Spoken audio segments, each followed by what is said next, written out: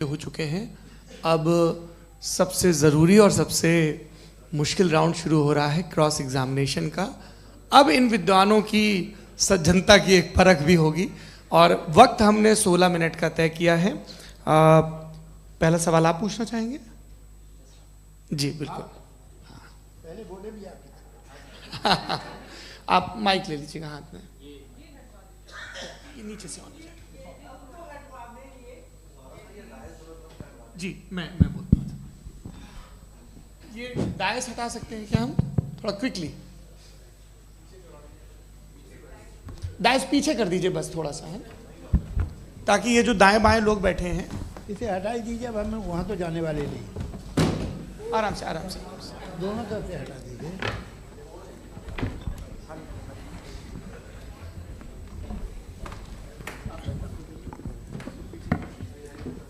इस बीच आप लोग भी अपने अपने सवाल तैयार कर लें। ये ध्यान रखेंगे कि मैं यहाँ से सवाल लूँगा, आप लोगों को अपना हाथ ऊपर करना है, अपना नाम बताना है और अधिकतम 3 वाक्यों में अपना सवाल पूरा करना है। कई लोग सवाल की जगह भाषण देने लगते हैं, उससे आज बचना है। जी मुफ्ती साहब, पहला सवाल आपका, 16 मिनट हैं, हम दोनों लोगों के सवाल लेंगे। जी बहुत शुक्रिया। आपकी जो अभी बात हुई बहुत अहम थी, मैं इसको चाहूँगा कि आगे डिस्कस करूँ, लेकिन चूँकि अभी ये वो सेगमेंट है क्रॉस एग्जामिनेशन, तो सबसे पहला सवाल आपसे ये है कि जो मैं इतनी देर से कॉन्टिंजेंसी आर्ग्यूमेंट आपको बता रहा था, ये अकल से ही बता रहा था हजरत, आप ये बताएं कि आप इन्फिनिट रिग्रेस ऑफ कॉजेस को पॉसिबल मानते हैं या नेसेसरी बीइंग के एग्जिस्टेंस को सही समझते हैं? चूँकि 2 ही ऑप्शन हो सकता है, आप ये बताएं। देखिए, आपको मैं ईमानदारी से बात करूं, एक तो मैं कॉन्टिजेंसी वर्ड ठीक से समझता नहीं, और इस वक्त भी जो आपने अंग्रेज़ी के अल्फाज इस्तेमाल किए वो ज़रा थोड़े से मुझे डिफ़िकल्ट और कॉम्प्लिकेटेड लगे, तो आप ज़रा सिंपल ज़बान में सवाल कर सकते हैं? बिल्कुल कर सकता हूँ जी। यूनिवर्स की हर चीज़ कॉन्टिंजेंट होने का मतलब ये है कि वो अपने एग्जिस्टेंस में किसी के ऊपर डिपेंडेड है। जो भी चीज़ डिपेंडेड होगी वो चीज़ इंडिपेंडेंट नहीं हो सकती, तो उसका कोई ना कोई कॉज होगा। तो अब आप क्या समझते हैं कि ये इन्फिनिट रिग्रेस है, यानी कॉज पर कॉज, कॉज पर कॉज, कॉज पर कॉज, और कभी कोई यानी ये एंडलेसली चलता रहा? क्योंकि अगर ऐसा होगा तो हम तो एग्जिस्टेंस में आते ही नहीं। लॉजिकली ये मुत्तफक अलैह चीज़ है, मुत्तफक अलैह अग्रीड अपॉन। ओके, इस पे हमने एग्री किया था कि मुश्किल शब्द आएगा तो अर्थ बताना पड़ेगा। तो इन्फिनिट रिग्रेस तो पॉसिबल नहीं है, तो कहीं ना कहीं आपको रुकना पड़ेगा ऐसे नेसेसरी बीइंग पर। नहीं, कोई ज़रूरत नहीं रुकने की। किसने कहा आप रुकना पड़ेगा? आप रुकते हैं खुदा पे, आप नहीं रुकते। आप कहते हैं वो हमेशा से, जब उस वक्त से है जब वक्त नहीं था। आप कहाँ रुकते हैं कि अब हुआ था वो? आप नहीं कहते। हम क्यों नहीं मान सकते कि यूनिवर्स जो है और बल्कि मल्टीवर्सेस जो है वो हमेशा से हैं, वो बनती है, बिगड़ती है। एक हमारे यहाँ एक चीज़ है ब्लैक होल, वो समेट लेता है वापस, फिर ब्लास्ट होता है, फिर फैल जाता है। और इसमें हमारी तो खैर कोई औकात ही नहीं है इंसान की। एक छोटे से ज़र्रे पे हम 50-60 साल की उम्र रखते हैं, जो करोड़ों अरबों साल की कायनात है उसमें, और पैदा भी नहायत ही बेहुदा वजह से हुए थे। तो इसमें ये सोचना कि इसकी वजूहात और ये क्यों है, ये डिपेंडेंट है, ये हम देख रहे हैं, क्या मालूम। आप सोचिए कि ये जो फैल रही है कायनात, ये कहाँ फैल रही है, ये कहाँ जा रही है, और ये फैल क्यों रही है? अरे बना ली थी तुमने, रुको भैया, काफ़ी है। ये फैल क्यों रही है? ये और कौन सी कायनात जिसे मैं दूरबीन से देखता हूँ तो 2 बिलियन लाइट ईयर पे है, उससे मेरा कोई वास्ता ही नहीं है। 2 बिलियन ईयर यानी अगर मैं 80,000 माइल्स पर सेकेंड से चलूँ तो 20 करोड़ साल में वहाँ पहुँच जाऊँगा। इसकी ज़रूरत क्या थी? ये दुनिया, ये कायनात तो इंसान अशरफुल मखलूक़ात के लिए बनाई गई ना। तो ये सब ये टर्म समझ में नहीं आया, इसमें कोई ख़ास समझने वाली बात थी भी नहीं। ये जो अल्टीमेट कहा यह जाता है कि ये जो पूरी यूनिवर्स है, ये जो दुनिया है, ये इंसान के लिए बनाई गई। अच्छा, ये सब इंसान के लिए। क्यों साहब, सही है ना? बिल्कुल, लेकिन इसका ये मतलब नहीं कि किसी चीज के पीछे रीजन आपको नहीं पता तो रीजन नहीं है, इसे कहते हैं नहीं, मुझे नहीं पता, लेकिन मेरी जिम्मेदारी नहीं है। वो बिल्कुल सही कहा था उसने, बर्टन रसल ने। आपने उसे मजाक में टाल दिया कि भाई आप एक दावा कर रहे हैं, मैं क्यों कहूं कि ये गलत है दावा? आप प्रूफ कीजिए, मेरे पे जिम्मेदारी ही नहीं है, मैंने थोड़ी कहा है। आप प्रूफ कीजिए कि ये सही है। आप आर्ग्यूमेंट ऑफ कॉन्टिजेंसी आप का जवाब कोई ही नहीं दे सवाल रहे हैं। पूछना चाहेंगे? है? आप सवाल पूछना चाहेंगे मुफ्ती साहब से? क्योंकि ये क्रॉस एग्जामिनेशन का दौर है। आप जैसे पहले बोल रहे थे फेथ को लेके कुछ। मैं ये पूछना चाहूँगा कि खुदा ने जो भी रेवलेशन किए हैं, एक मज़हब के नहीं बहुत से मज़हबों में किए हैं, अलग अलग रेवलेशन है। कहीं कुछ एक बातें हैं, कॉन्ट्रडिक्शन भी है आपस में, कहीं कुछ आप कर सकते हैं, कहीं कुछ नहीं कर सकते। ऐसा नहीं है कि सबकी कोड ऑफ मॉरल एक है। तो ये किस्सा क्या है? अब आप ये देखिए कि मुझे कभी कभी लगता है कि जो फुटबॉल फाइनल होता है, लाखों लोग होते हैं, फिर वो टीवी कवर कर करोड़ों लोग, अगर उसमें खुदा की एक बूमिंग आवाज़ आ जाती, मैं गॉड हूँ, तो सारे लोग अभी सुन लेते और टीवी पे भी सुन लेते, किस्सा ख़त्म होता। ये इतनी राजदारी क्या है कि तुम सामने कुछ तो सबूत दे दो हमें सॉलिड। ये कह रहा साहब ये यूनिवर्स कैसे बनी, इससे मसला क्या हल होगा? मैं पूछूंगा आपसे खुदा कैसे बना? क्यों नहीं पूछूंगा कैसे बना? बल्कि वो तो कायनात से कहीं ज़्यादा इंटेलिजेंट है, कायनात से कहीं ज़्यादा कॉम्प्लेक्स। जी वो हमेशा से है, आप कहेंगे मैं मान लूँगा। अच्छा दोयम वो कादिर मुतलक, यानी कादिर मुतलक का मतलब ओमनीपोटेंट, वो जो चाहे कर सकता है। आपको नौकरी दिलवा सकता है, आपकी अच्छी जगह शादी करवा सकता है, आपके पड़ोसी का मुकदमा हरवा सकता है, आपको जिता सकता है, सब काम करता है। थोड़ा सा माइक क्लोज जी। वो इस दुनिया को चला कैसे रहा है? ये दुनिया कैसे चल रही है? आपको इस पर हैरत नहीं होती? या क़यामत के बाद कभी एक जस्टिस होगा, जब ये बच्चा मर चुका होगा जिसकी धज्जियाँ उड़ गई बम से, इसको इंसाफ मिलेगा तब? अच्छा अब जवाब दूं?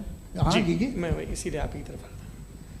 सबसे पहले आपने रेवलेशन और स्क्रिप्चर्स की बात की, इस पे मैं बात कर सकता हूं लेकिन आज नहीं करूंगा चूंकि वक्त कम है, कभी और इस पे डिस्कस करेंगे। मैं तैयार हूं उस पे भी बात करने के लिए। ये क्योंकि अभी हमारा से topic- राउंड 2 की भूमिका तय हो रही है।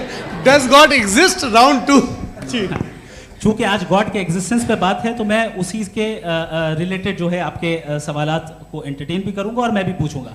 आपने कहा कि आपने साबित ही नहीं किया, जबकि आर्ग्यूमेंट ऑफ कॉन्टिजेंसी बुनियादी आर्ग्यूमेंट है। आप मुझे कॉन्टिजेंसी का मतलब बताइए, आपका मतलब क्या कॉन्टिजेंसी? कॉन्टिजेंसी का मतलब यह हुआ कि हर वो वजूद जो किसी भी चीज का पाबंद है, हर वो वजूद या हर वो चीज जो अपने एग्जिस्टेंस में किसी भी चीज के पाबंद है और उससे बाउंड है, उसको उसकी ज़रूरत है, उस पर डिपेंड करती है, तो जाहिर सी बात है कि उसका कोई ना कोई कॉज होता है। ये तो अक्ल की बात है।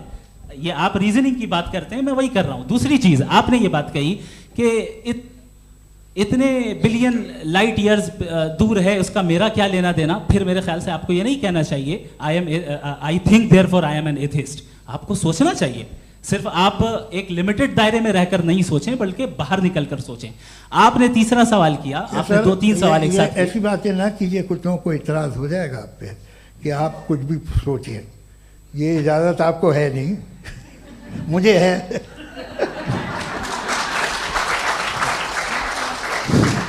जी आपने प्रॉब्लम ऑफ इविल के ताल्लुक से सवाल किया और बार बार आप एक लफ्ज रिपीट कर रहे हैं कि ओमनीपोटेंट गॉड है, ऑल पावरफुल गॉड है। यही तो दरअसल समझना है कि गॉड का कॉन्सेप्ट क्या है। प्रॉब्लम ऑफ इविल जो है, प्रॉब्लम ऑफ इविल दर हकीकत 2 असम्पशंस पर कायम है। अगर आप इन 2 असम्पशंस को समझ जाएं तो ये प्रॉब्लम नहीं रहेगी, आर्ग्यूमेंट आपको समझ में आ जाएगी कि ये कोलैप्स कर जाता है। पॉइंट नंबर 1, यानी जो आपका सबसे पहला फॉल्स असम्पशन है कि गॉड मर्सीफुल है, ओमनीपोटेंट है, दुनिया में जुल्म हो रहा है।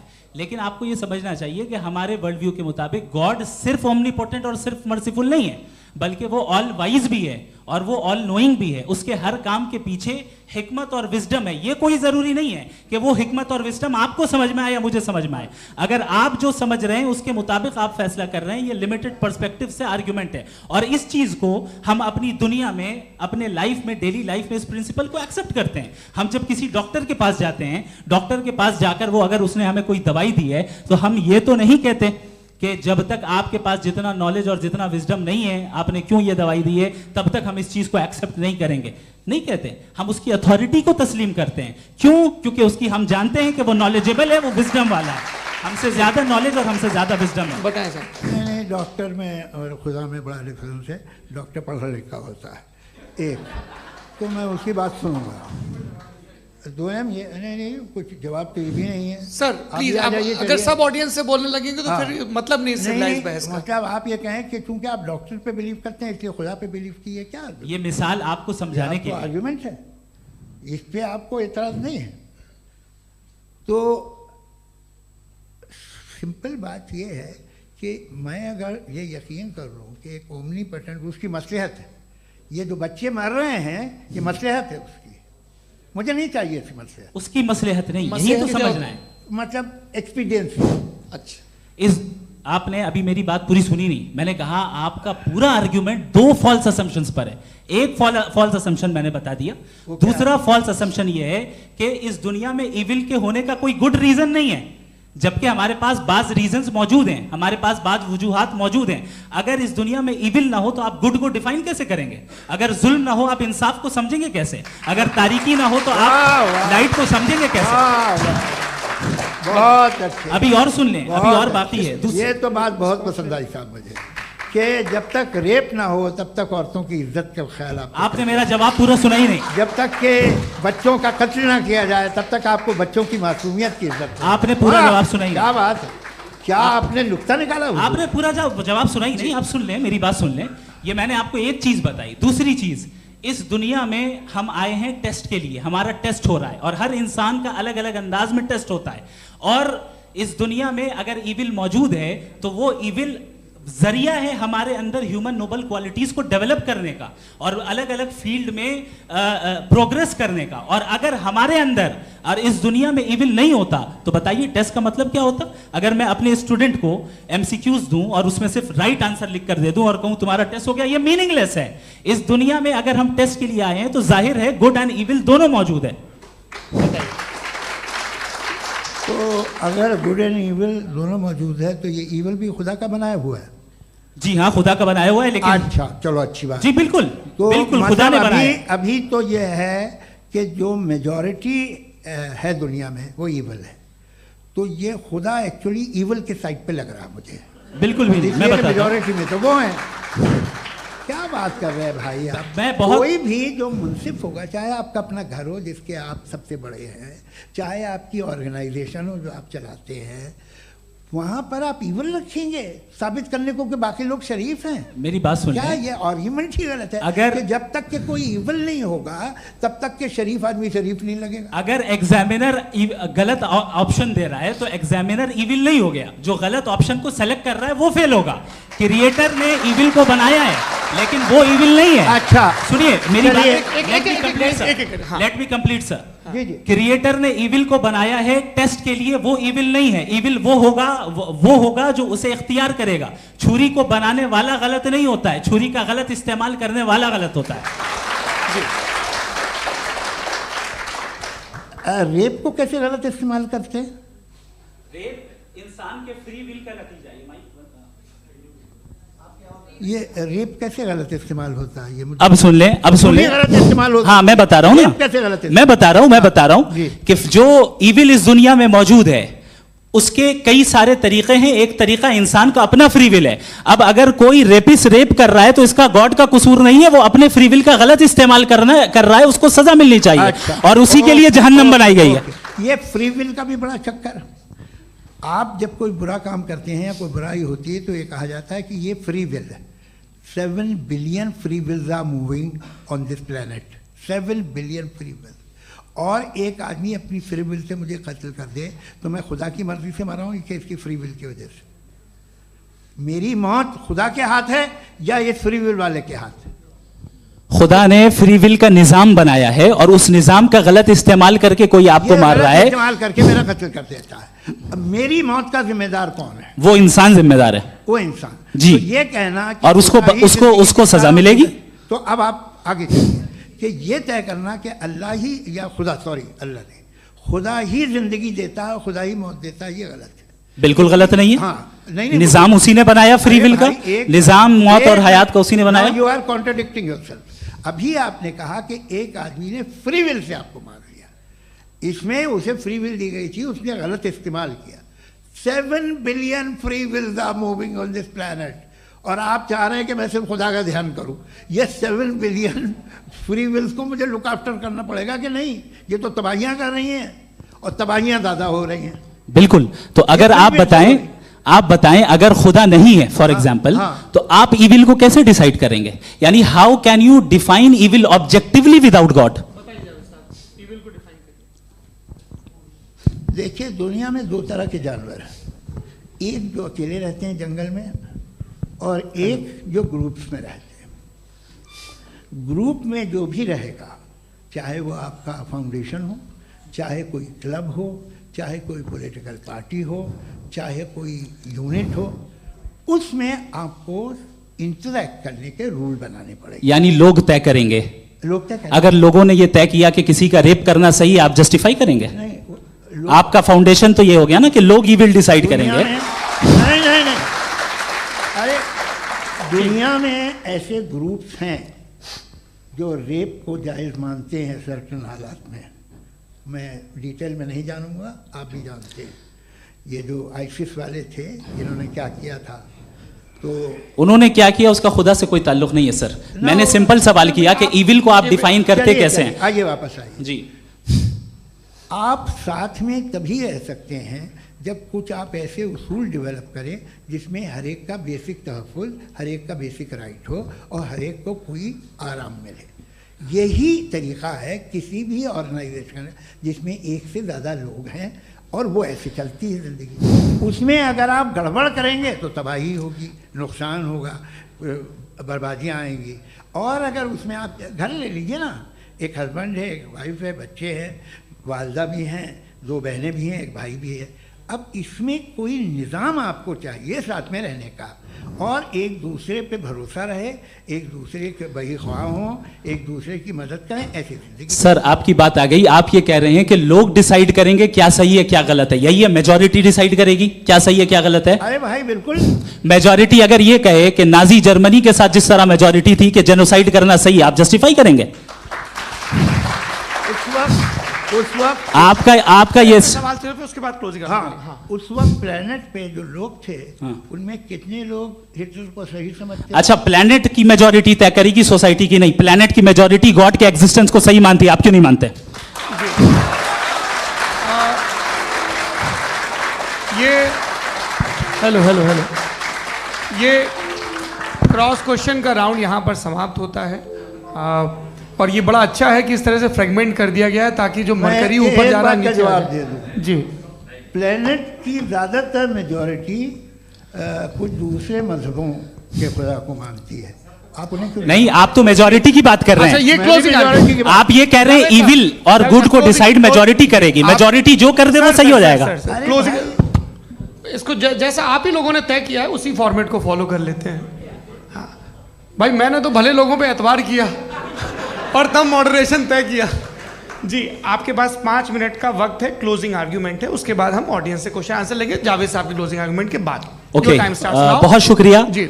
हमारा जो टॉपिक है डज गॉड एग्जिस्ट, मैं इस पे इतने एकेडमिक तैयारी करके आया था। मुझे था कि मैंने सोचा था कि कई सारे मैं आर्ग्यूमेंट्स दूंगा, लेकिन वक्त की भी किल्लत और जावेद साहब बार बार इधर उधर चले जा रहे थे तो उसको भी थोड़ा एंटरटेन करना पड़ गया।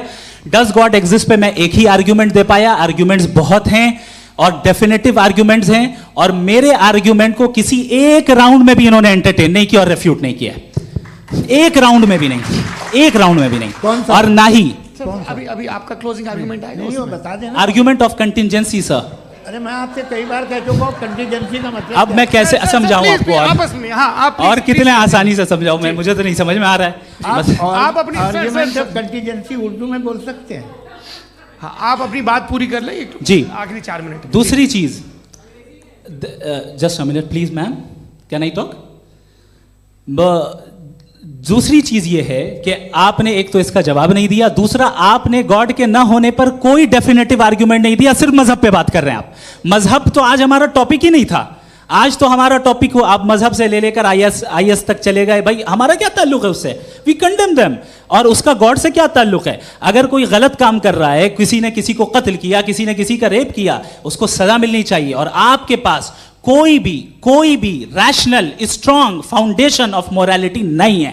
आपने कहा कि मेजॉरिटी तय करेगी सोसाइटी की, वो सही होगा। मैंने कहा हिटलर को फिर आप सही कहेंगे, नहीं, प्लैनेट की सोसाइटी की मेजॉरिटी तय करेगी। तो प्लैनेट की मेजॉरिटी गॉड के एग्जिस्टेंस को मानती है, आप कह रहे हैं ये रिलीजियस है।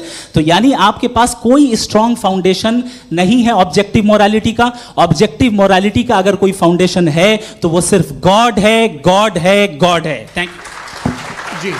ये मुफ्ती शमाइल नदवी साहब का क्लोजिंग आर्ग्यूमेंट था। अब हमारे पास जी जी ये बड़ा अच्छा है कि दोनों लोगों को मॉडरेटर से शिकायत भी और बोल रहे हैं भाई हमारी शाबाशी भी तो करते चलो। अब मेरी बात जी आपके पास जावेद अख्तर साहब 5 मिनट का वक्त है, ये आपका क्लोजिंग आर्ग्यूमेंट है, टाइम रीसेट कर दें जी। देखिए बहुत सारी बातें हैं। गॉड का डेफिनेशन दुनिया के किसी भी रिलीजन में है कि वो ओमनीपोटेंट है, ओमनीप्रेजेंट है, he is just, he is kind, he loves you and so on. मैं जब दुनिया देखता हूँ तो मुझे कोई ऐसा सुप्रीम पावर यहाँ दिखाई नहीं देती है जो इंसान की बहबूदी के लिए कुछ कर रही हो, कमज़ोर को बचा रही हो, मदद कर रही हो, जालिम को पीछे हटा रही हो। मैं नहीं देखा, तारीख़ में नहीं। एक तो अगर है और ये देख रहा है तमाशा तो उसका होना न होना बराबर है। दोयम ये कि ये जो है जब आप ये कहते हैं कि कायनात जिसकी कंटिजेंसी है, मैं देखिए वो लफ्ज़ इस्तेमाल किया मैं, तो ये कैसे हो सकती है भाई? और फ़ौरन आप सरेंडर कर देते हैं कि जाहिर है कि इसका बनाने वाला तो इससे 10,000 गुना था कॉम्प्लिकेटेड होगा। उस पर आपके होने पे कोई इतराज़ नहीं है। उसे वो टाइमलेस है, वो पहले से था, टाइम तो बहुत बाद में आया। ये सब आप मानने को तैयार है जिसका आपके पास कोई सबूत नहीं, आपके पास कोई रीज़न नहीं है। आपकी तारीख क्या है मज़हबों की? बिलीफ की, जो खुदाओं का बिलीफ है, ये कॉन्स्टेंटली गलत साबित होता रहा है। मतलब आप कहें कि अरिस्टोटल के ज़माने में तो सब जाहिल थे, वो भी इतने ही यकीन से खुदा पे यकीन रखते थे जो अब नहीं रहा। ये भी नहीं रहेगा, आप लिख लीजिए। और इसके आसार आपको दुनिया में दिखाई देना शुरू हो चुके हैं। ये बहस क्या आज से 100 साल पहले इस तरह हो सकती थी? यहाँ तक तो आपको हम ले आए हैं। तो सर अरे इनको मदद की ज़रूरत नहीं भाई, ये सेल्फ सफिशिएंट आदमी है, आप क्यों इनकी मदद कर रहे हैं? Sir please. तो ये जो है तमाम बातें अपनी जगह हैं। ये एक पैकेज है। आप अकेले, कोई आदमी ऐसा नहीं जो सिर्फ गॉड को मानता हो, उसके साथ बहुत पैराफर्नेलिया आता है, अलग अलग पैराफर्नेलिया आते हैं। They have always created chaos in the society. मैं तो आपको सीधा ऑफर देता हूँ कि दुनिया में 10 इम्पॉर्टेंट बिलीव्स हैं। आप एक मानते हैं, 9 नहीं मानते, 9 में आप एथीस्ट हैं, 9 को आप बिल्कुल रीजनेबली मेरी तरह देखते हैं। तो 90 मजहबी आदमी भी 90% एथीस्ट है। वो दूसरे खुदा नहीं मानता, एक खुदा मानता है अपना वाला, बाकियों को कहता है गलत है। अगर आप मानना ही बंद कर दे तो आपका 10% चांस है कि आप सही हैं और 90% चांस है कि आप गलत हैं। मेरा मशवरा है आप मानना छोड़ दिए तो 50% चांस होगा कि आप सही हैं और 50% चांस होगा, 40% आप गेन करेंगे बाय बिकमिंग एन एथीस्ट।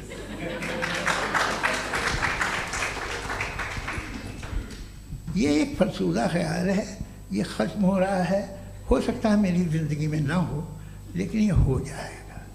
जो बातें ये इनको आप मेटाफिज़िकल ये वो ऐसे रिस्पेक्टेबल टर्म दे दिए, ये तो उन लोग के हैं जिन्हें ना फिज़िक्स मालूम थी ना मेटा मालूम था, ये उन्होंने आपको दिए हैं।